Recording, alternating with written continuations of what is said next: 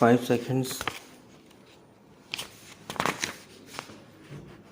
We are lucky in having this centenary of the Post and Telegraph soon after having celebrated the centenary of the Indian Railways. It is on occasions like this that one gets an opportunity of looking back and assessing the past achievement and also planning for the future. It is indeed gratifying that these important occasions have synchronized with our 5-year plan. You will agree that correct stock taking is the essential prerequisite of sound planning, and I do not think anything could make for sounder planning in the field of post and telegraphs than the celebration of this centenary and organizing this exhibition. In the context of scientific progress and amenities of modern life, we are accustomed to think of India as a young country. The fact that we became masters of our affairs at home only 6 years ago tends to confirm this impression. In reality, this impression is an illusion to allay which it will be necessary to know the facts about the growth and development of telecommunications in India. 100 years ago, telegraph lines began to radiate from Calcutta, which was then India's capital. Actually, the beginning had been made in this direction 14 years earlier, in 1839, when an Englishman, Dr. Smith, completed on his own and without official assistance about 21 miles of telegraphic line proceeding from Calcutta in the direction of Diamond Harbour.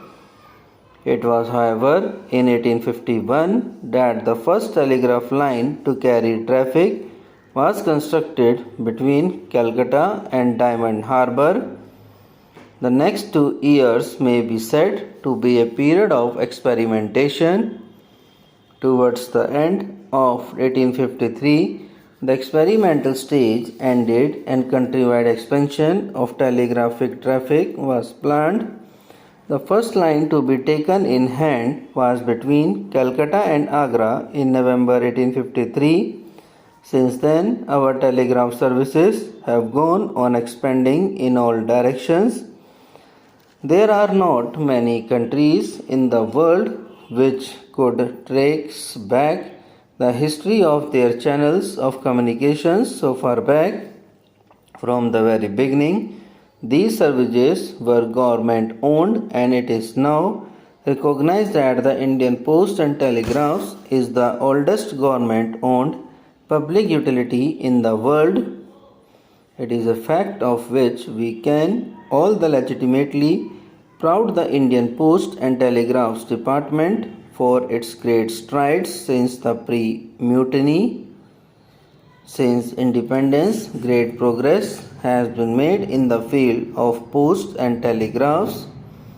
In this development, the village and not merely the city was the target of concentration.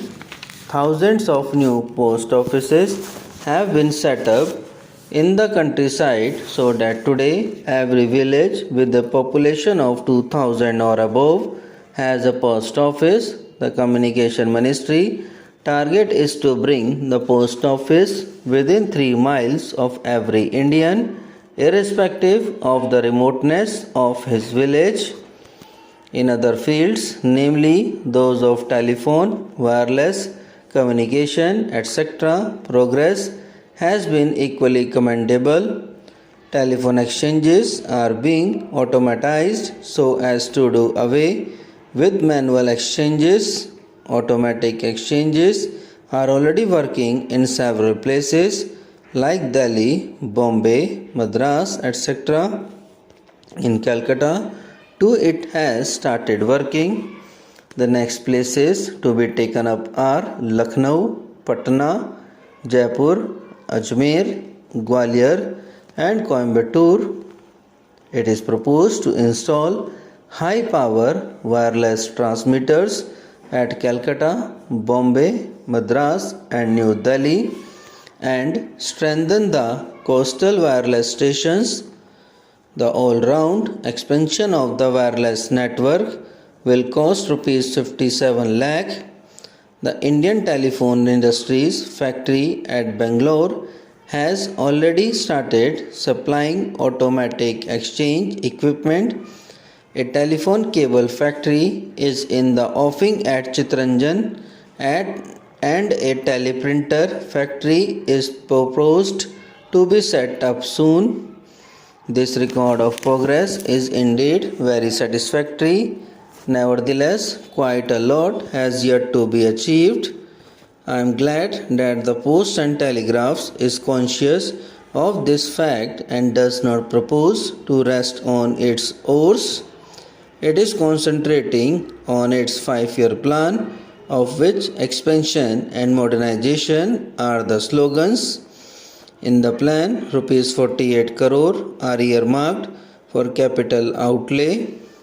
The objectives of the department plan include the opening of a telegraph office in every town of 5,000 or more, in every subdivisional headquarter and in every thana or police station irrespective of its size.